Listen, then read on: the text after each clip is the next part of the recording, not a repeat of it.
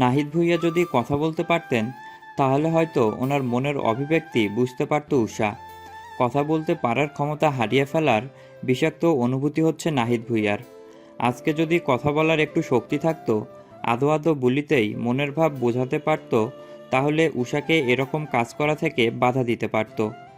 নাহিদ ভূঁইয়া নিশ্চুপ রইলেন, তাকালেনও না মেয়ের দিকে। মেয়ে যদি বাবার ভালোই চাইতো তাহলে পরিবার থেকে এভাবে আলাদা করতে পারত। পরিবারের প্রত্যেকটা মানুষের সহায়তায় আমি অনেকটাই সুস্থ হয়ে যেতাম। এমন পরিস্থিতিতে পরিবারের সাপোর্ট সবচেয়ে বেশি প্রয়োজন। এটা কি বোকা মেয়েটা বুঝতে পেরেছে? উষা হতাশ শ্বাস ফেলল। বাবার মুখের এমন এক্সপ্রেশন তাকে ভাবিয়ে তুলছে। সে কি কোনো ভুল করে ফেলল? পরপরই উষার বিবেক বলে, একদম না, তুই একদম ঠিক করেছিস।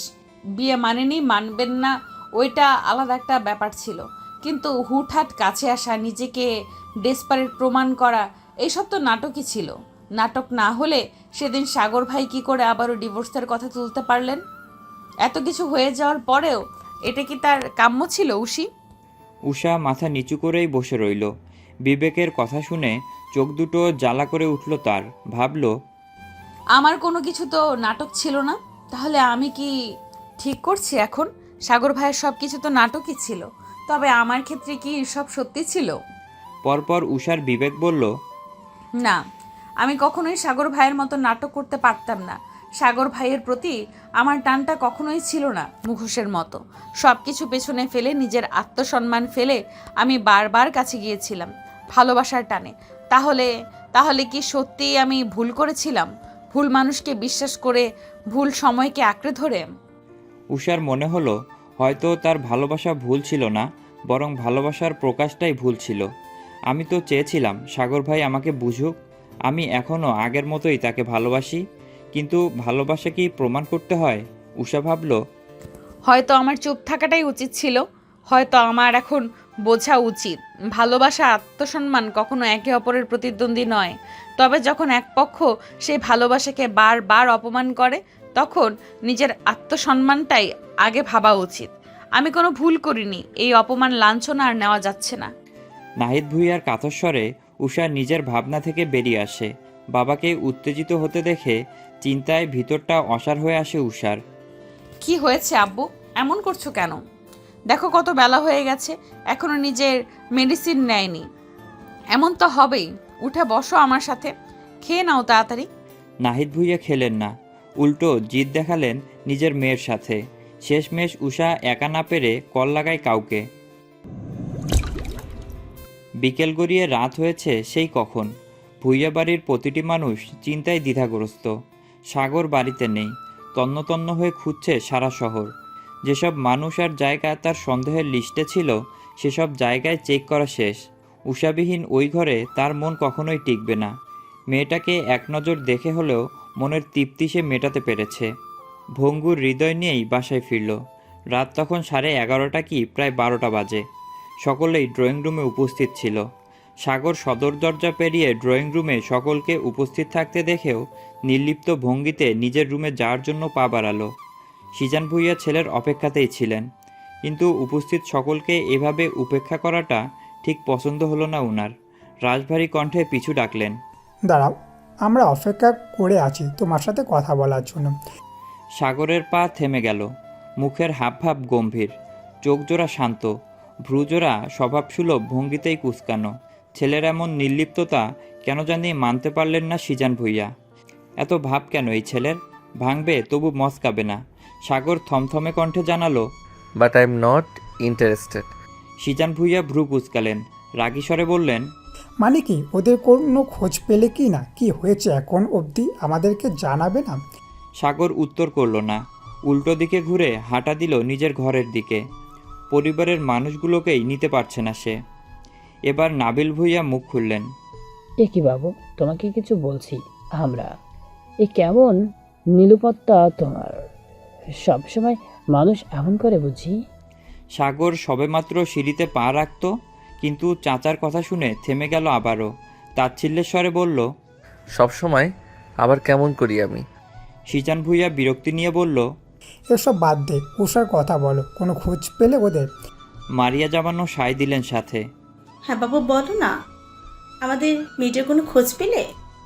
সাগর নজর ঘুরিয়ে একবার তাকালো চাচি আম্মার দিকে, তারপর মাথা নিচু করে ঠোঁট এলিয়ে হাসল। তাচ্ছিল্যের সে হাসি। বাবার সামনে এসে দাঁড়িয়ে কৌতুকের স্বরে বলল, ওহো, এটা আমার জানার কথা ছিল নাকি? আমার থেকে তো তুমিই ভালো জানো ওরা কেমন আছে, কোথায় আছে। সিজান ভুইয়ার মুখটা চুপসে গেল। কুচকানো ভ্রুজোড়া আবারও কুঞ্চিত করে ফেলল। কি বলছো তুমি? আমি কিভাবে এসব জানবো? টেনশন আমার মাথা ফেটে যাচ্ছে। সাগর আবারও হাসল। ওহ, আই সি। এতই যখন টেনশন হচ্ছে তাহলে এত নিশ্চুপ আর হাত পা গুটিয়ে ঘরে বসে আছো কিভাবে? সিজান ভুইয়া আর নাহিদ ভুইয়া কেউ উত্তর করলেন না। তাদের মুখশ্রী থমথমে আকার ধারণ করল।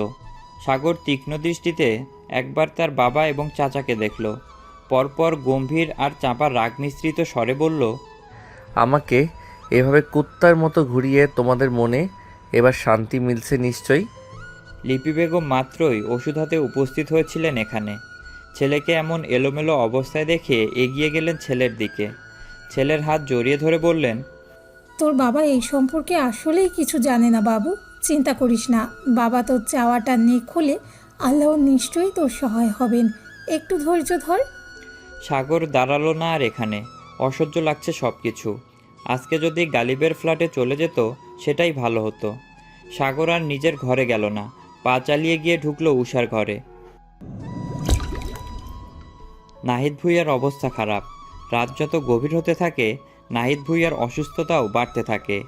মেয়ের করা এই ভুল সিদ্ধান্ত, পরিবারের থেকে দূরে চলে আসা এবং সব কিছু মিলিয়েই চিন্তায় ওনার এই অবনতি।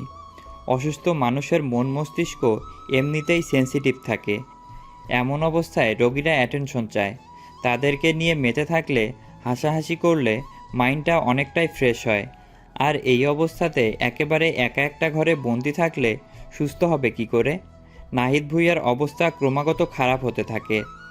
রাত যখন 12টা পেরিয়েছে, উষা তখন নিজেই একাই বাবাকে নিয়ে আসগর আলী হসপিটালের উদ্দেশ্যে বের হয়েছে। এমন মর্মান্তিক পরিস্থিতিতে উষা বুঝতে পারল এই অবস্থাতে ওকে সাপোর্ট করার জন্য তার পরিবারকেই বেশি দরকার ছিল।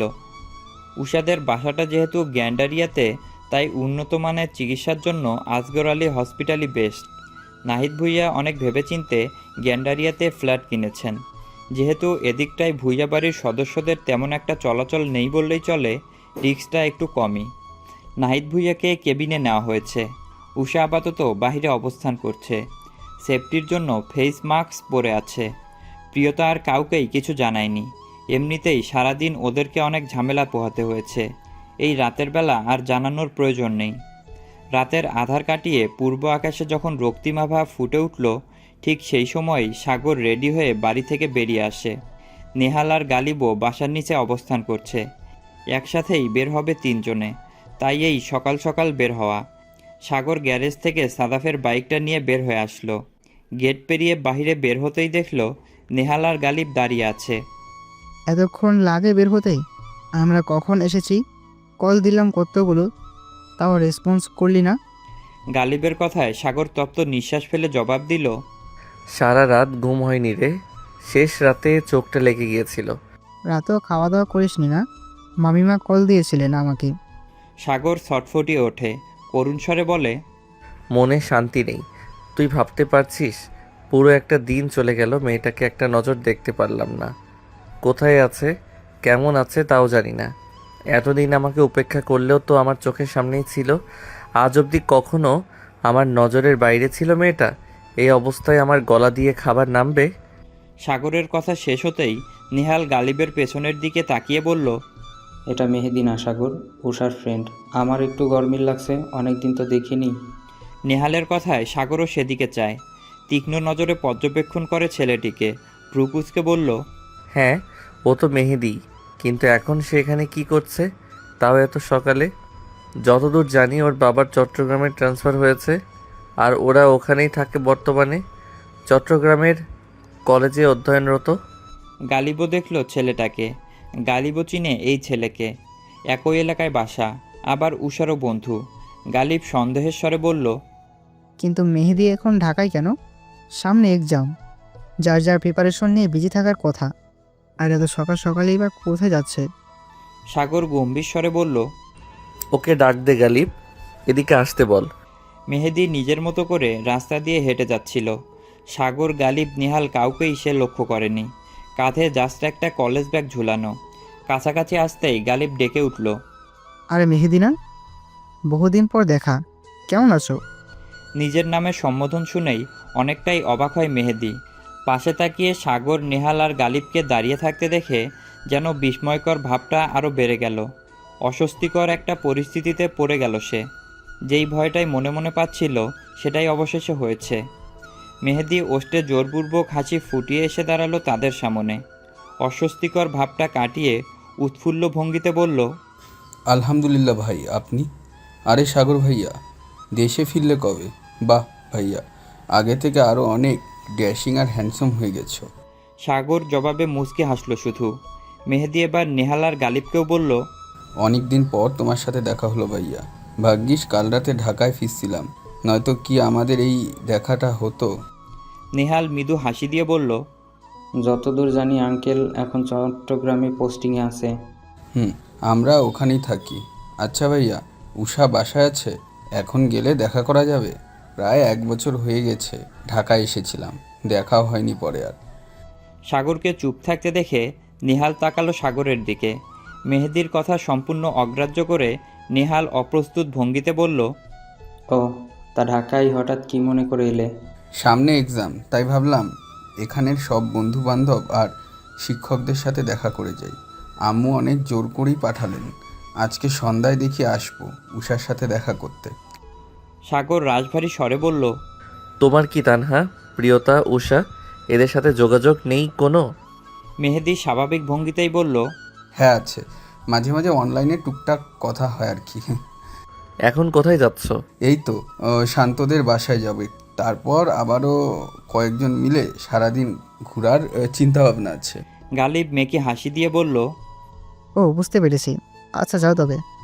মেহেদি তাদের থেকে বিদায় নিয়ে চলে গেল। সাগরদের পাশ কাটিয়ে বুকে হাত দিয়ে স্বস্তির নিঃশ্বাস ফেলল সে। বুকটা এখনও ধরফর ধরফর করছে। কি একটা চাহনি মাইরি। মনে হচ্ছে ধারালো সে দৃষ্টি দিয়েই যেন কুপঘাত করে ফেলবে। মেহেদি তাদের থেকে ছাড়া পেয়ে সোজা হাঁটা দিল। ডানে বামে আর তাকালো না, পেছনে তো নাই। যতক্ষণ মেহেদিকে দেখা গেল সাগর ততক্ষণ সেদিকেই তাকিয়ে রইল তীক্ষ্ণ দৃষ্টিতে।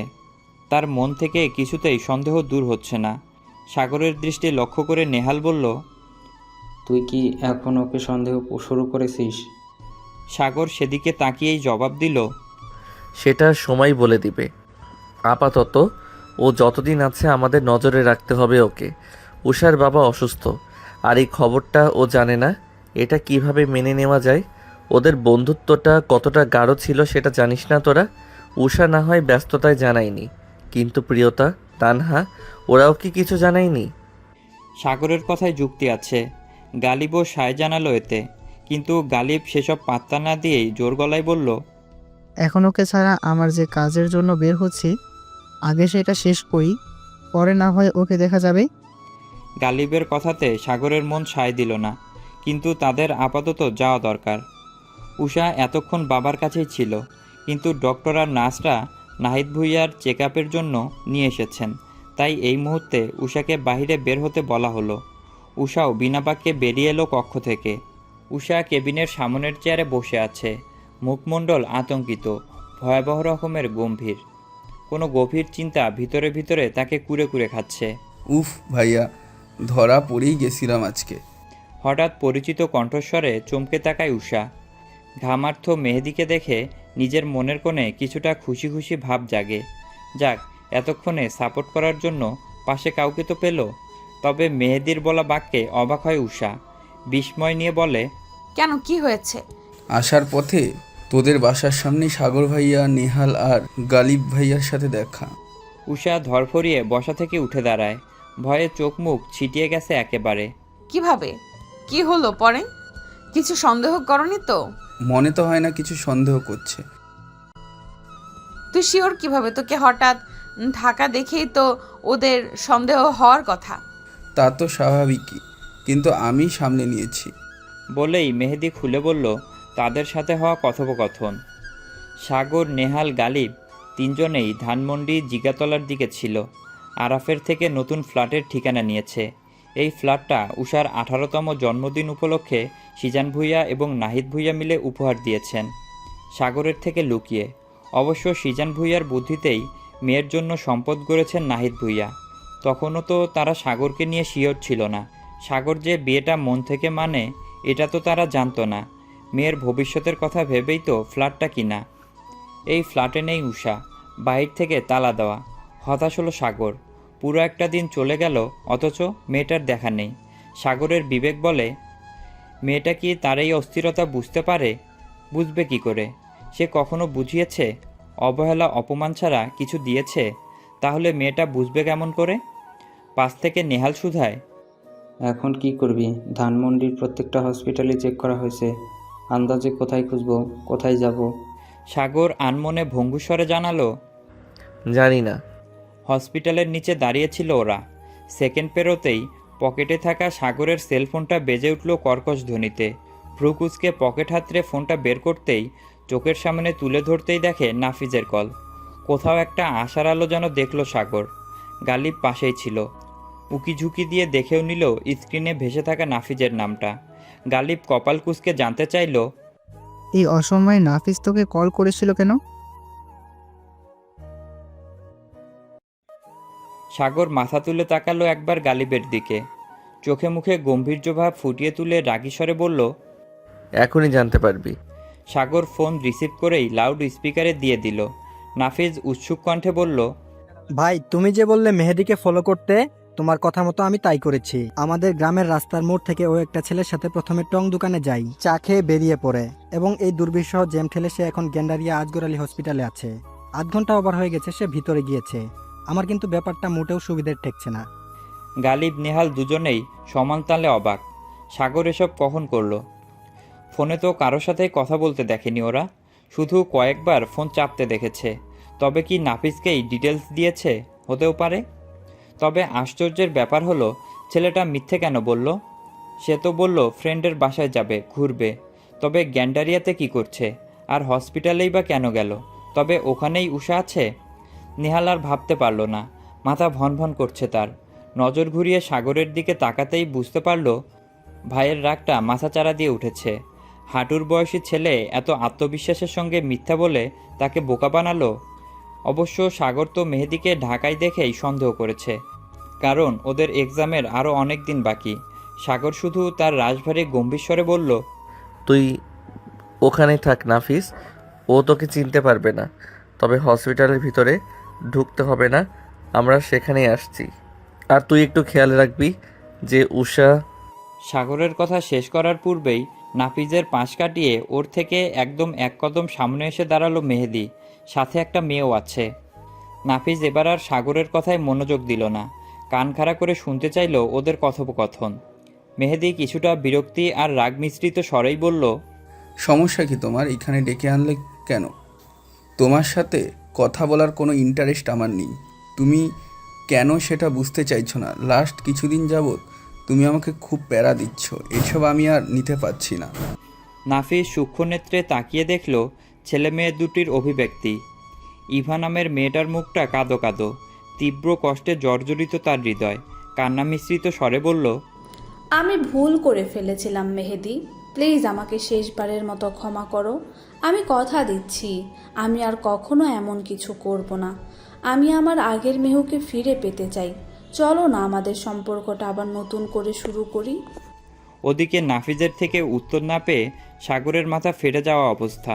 সে রাগী স্বরে হিসিয়ে বলল, কথা বলছিস না কেন নাফিস? মাথায় তুলে আছাড় দিব, দেখবি। নাফিজ কোনো মতে ঢোক গিলে চাপা স্বরেই উত্তর করল, ভাই 2 মিনিট ধৈর্য ধরো, আমি দেখছি। মেহেদি কপাল কুঁচকেই উত্তর করল, কক্ষনো না। একই ভুল আমি দ্বিতীয়বার কক্ষনো করব না। এই অনুশোচনা তোমার অনেক আগেই হওয়া উচিত ছিল। ফেলে দেওয়া থুতু কি কখনো দ্বিতীয়বার মুখে তোলা যায় না। সেভাবে ফেলে দেওয়া জিনিসও আমি কখনো নিজের জীবনে ফিরিয়ে আনবো না। আর সে যদি হয় ছলনাময়ী মিথ্যাবাদী, তাহলে তো কক্ষণই না। তোমাকে লাস্টবারের মতন ওয়ার্নিং করছি, নেক্সট টাইম কখনো আমাকে ডাকবে না, কলও দিবে না। এর পরিণাম ভালো হবে না, এই বলে দিলাম। কথাটা শেষ করেই হন্তদন্ত পায়ে ছুটে বেরিয়ে যায় মেহেদি। একবার পিছনে ফিরেও দেখে না কুন্দনরত ইভাকে। তার বুকটাতেও জ্বালা করছে। ইভার থেকে পাওয়া ধোকাটা সে কোনোভাবেই হজম করতে পারেনি।